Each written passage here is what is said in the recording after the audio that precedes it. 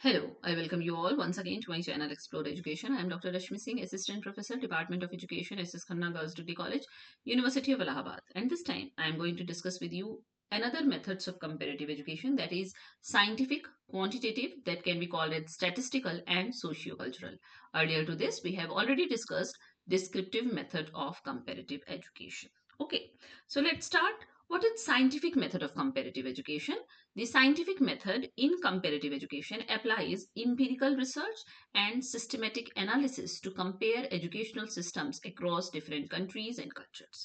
मतलब जो वैज्ञानिक तरीका अगर हम अपनाते हैं, वैज्ञानिक पद्धति अपनाते हैं तुलनात्मक शिक्षा में, तो ये अप्लाई करती है क्या कि इसमें empirical रिसर्च की जाएगी, सिस्टमेटिक एनालिसिस की जाएगी, जिसके तहत educational systems across different countries, विभिन्न देशों के जो डिफरेंट एजुकेशनल सिस्टम है या विभिन्न संस्कृतियों में जो चलने वाले शैक्षिक निकाय हैं, उनकी तुलना की जाती है। यानी कि यहाँ पे तुलना करने के लिए सिस्टमैटिक एनालिसिस और एम्पिरिकल रिसर्च का सहारा लिया जाता है, इसलिए ये विधि वैज्ञानिक विधि कहलाती है। दिस अप्रोच इन्वॉल्व्स, तो इसमें चूंकि वैज्ञानिक विधि है तो वही फॉर्मूले और वही स्टेप्स फॉलो होंगे जो साइंटिफिक मेथड में होंगे। जैसे हम हाइपोथेसिस बनाएंगे, हम क्वांटिटेटिव या क्वालिटेटिव तरीके से डेटा कलेक्ट करेंगे और हम फाइंडिंग्स को एनालाइज करेंगे, जिससे कि पता चल सके पैटर्न क्या है, ट्रेंड क्या है, क्या कारण है, क्या प्रभाव है, कॉजल रिलेशनशिप क्या है। Researchers using this method focus on objective measurements such as student performance, teacher effectiveness, and policy outcomes to evaluate and improve educational practices. मतलब जो रिसर्चर्स इस विधि का प्रयोग करते हैं वो किस पर फोकस करते हैं? वो फोकस करते हैं कि कैसे वो वस्तुनिष्ठ तरीके से मापन करें किसका, स्टूडेंट की परफॉर्मेंस का, टीचर की प्रभावपूर्णता का, पॉलिसी से आउटकम क्या निकल के आ रहा है उसका, और इवेल्युएट करें और इम्प्रूव करें एजुकेशनल प्रैक्टिसेस को। The scientific method promotes evidence sorry, the scientific method promotes evidence-based comparisons, allowing educators and policymakers to assess the efficiency of various educational models. यानी कि ये जो scientific method है ये promote करती है कि जो evidence-based comparison किए जाएं, educators को allow किया जाए, policymakers को assess किया जाए, जिससे कि विभिन्न जो शैक्षिक मॉडल चल रहे हैं दुनिया भर में उनकी दक्षता की जांच हो सके। By relying on data-driven insight, यहाँ पे हमको insight किससे मिल रही है? डेटा से, जो आंकड़े एकत्रित किए गए हैं। This method aims to enhance educational systems and promote global educational development. ये जो मेथड है वो, उसका उद्देश्य क्या है कि जो शैक्षिक तंत्र है उनको कैसे उनको इनहेंस किया जा सके और कैसे ग्लोबल एजुकेशनल डेवलपमेंट को प्रमोट किया जा सके। ओके, तो इसके कुछ की कंपोनेंट्स क्या होंगे कि यहाँ पे हम पहले हाइपोथेसिस का निर्माण करेंगे, परिकल्पना बनाएंगे जो टेस्टेबल होगी, फिर हम कुछ वेरिएबल्स डिफाइन करेंगे जैसे कि नंबर ऑफ स्कूल्स हो सकता है, स्टूडेंट इनरोलमेंट हो सकता है, टीचर स्टूडेंट रेशियो हो सकता है। इंपिरिकल तरीके से डेटा को कलेक्ट किया जाएगा। Data is collected from various sources through systematic and replicable research designs. This can include collecting numerical data about school resources और qualitative data about cultural factors, है ना। हम क्वांटिटेटिव तरीके से न्यूमेरिकल डेटा भी कलेक्ट कर सकते हैं, हम कल्चरल फैक्टर्स को लेते हुए क्वालिटेटिव डेटा भी कलेक्ट कर सकते हैं। फिर क्या करेंगे, जो डेटा कलेक्ट किया गया है उसकी एनालिसिस की जाएगी, उसमें स्टैटिस्टिकल मेथड अपनाया जाएगा जिससे कि पता चले पैटर्न क्या है, सिमिलैरिटीज और डिफरेंसेस क्या है सिस्टम्स के बीच में। फिर ऑब्जेक्टिविटी और रिगर पे ध्यान दिया जाएगा क्योंकि साइंटिफिक मेथड है ना।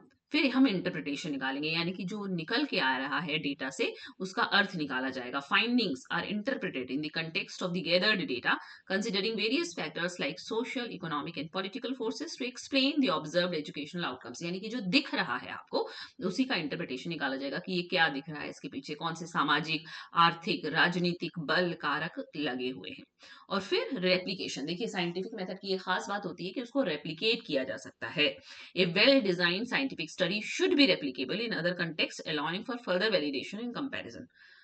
अगर आपने बहुत सही तरीके से वेल डिजाइन, प्लान सुनियोजित तरीके से कंट्रोल्ड कंडीशन में साइंटिफिक स्टडी की है तो वो जरूर रेप्लिकेबल, मतलब दोहराई जा सकती है दूसरे परिदृश्यों में भी, जिससे कि उसका फर्दर वैलिडेशन हो सकता है, उसका फर्दर उसकी पुष्टिकरण हो सकता है और उसकी तुलना की हो सकती है ना।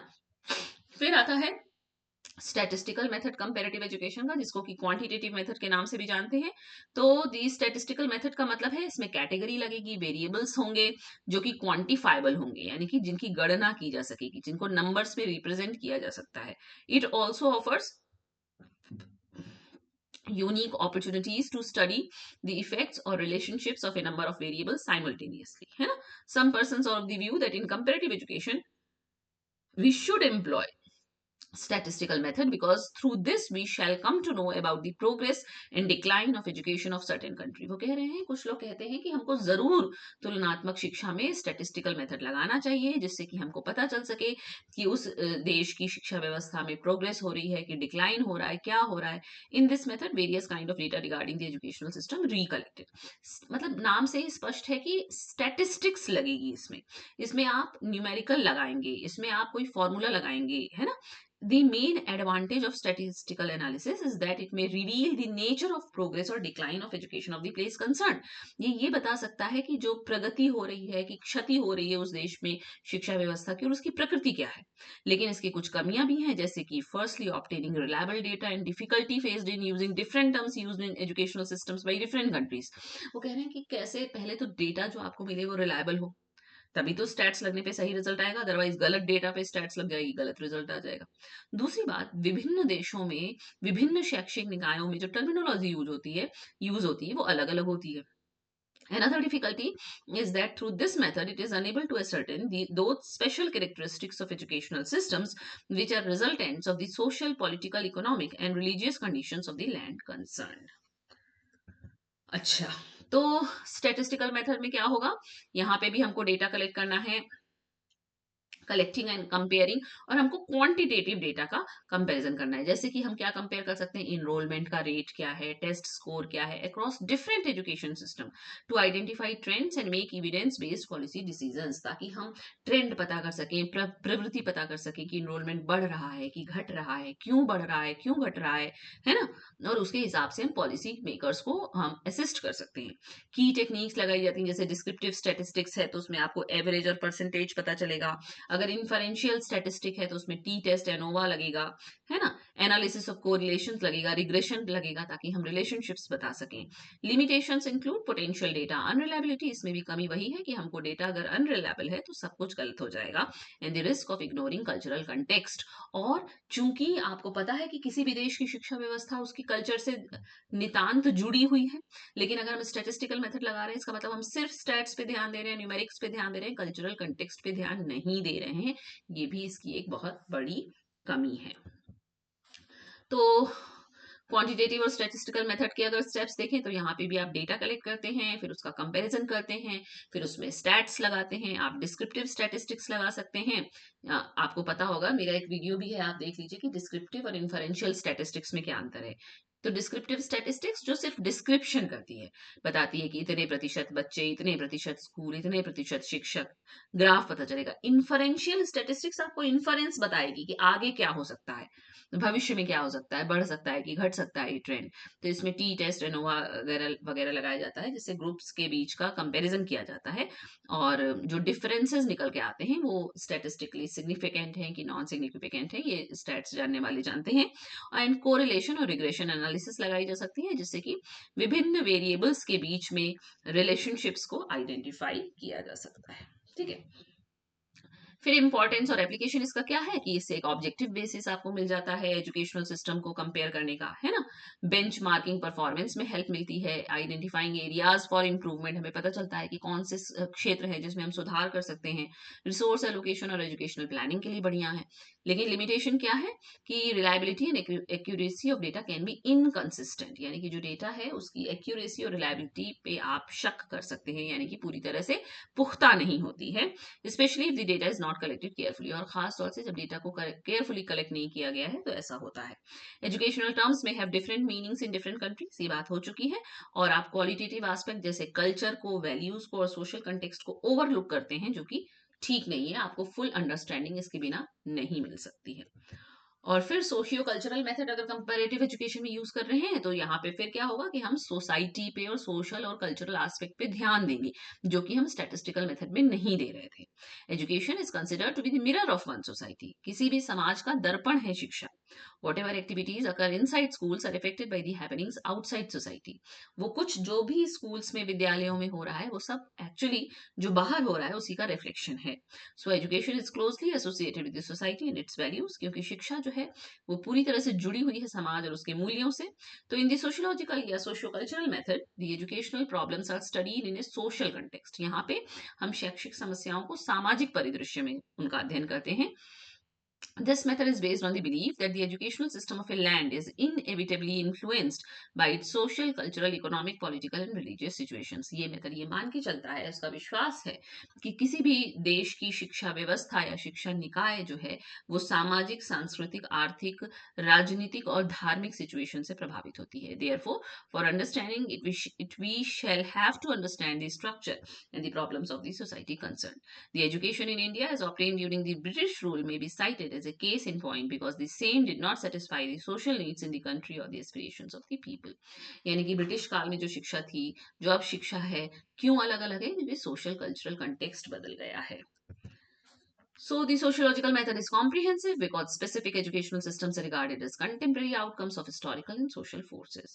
It does not emphasize only the causative factors of the past, but also clarifies the importance of the study of the responsible social and cultural aspects, as the same have their impacts on the existing structure of education. कहने का मतलब कि ये सिर्फ कारण नहीं बताता है ये मेथड, बल्कि बताता है कि क्यों ऐसा हो रहा है, सामाजिक परिदृश्य क्या है, सांस्कृतिक परिदृश्य बदल गया इसलिए. Therefore, in those days, education was not helpful in the development of the country. So, national leaders conceived of a new pattern of national education and established new centers of education in the form of Vidyapeeths in various places. उस समय की बात हो रही है जब Britishers थे, तो हमारी सामाजिक सांस्कृतिक परिदृश्य के हिसाब से शिक्षा नहीं थी, इसीलिए विद्यापीठ बनाए गए. तो अगर इसके बारे में देखें तो सोशल कंटेक्स्ट इज सेंट्रल. ये मान के चलते हैं कि जो सोशल कंटेक्स्ट है वही केंद्रीय है किसी भी शिक्षा व्यवस्था का. कल्चर शेप्स एजुकेशन, ये बताते हैं कि संस्कृति जो है वही शिक्षा को आकार देती है. यहाँ पे क्वालिटेटिव अंडरस्टैंडिंग पे फोकस है और comparison as a tool for improvement, यानी कि हम कंपैरिजन किस लिए करते हैं? ताकि हम सुधार कर सके. इंटरनेशनल अंडरस्टैंडिंग भी बढ़ती है इससे. इसके कुछ एप्लीकेशंस अगर देखें तो करिकुलम डेवलपमेंट, ये कंपेयर करना कि कैसे डिफरेंट कल्चर्स जो हैं approach topics like history or civics to understand the socio-cultural values embedded in each curriculum. यानी कि हर देश का जो पाठ्यक्रम है उसका निर्माण कैसे हुआ है, उसका विकास कैसे हुआ है, तो जरूर उसमें सामाजिक सांस्कृतिक कंटेक्स्ट का हिस्सा है, रोल है. ठीक है.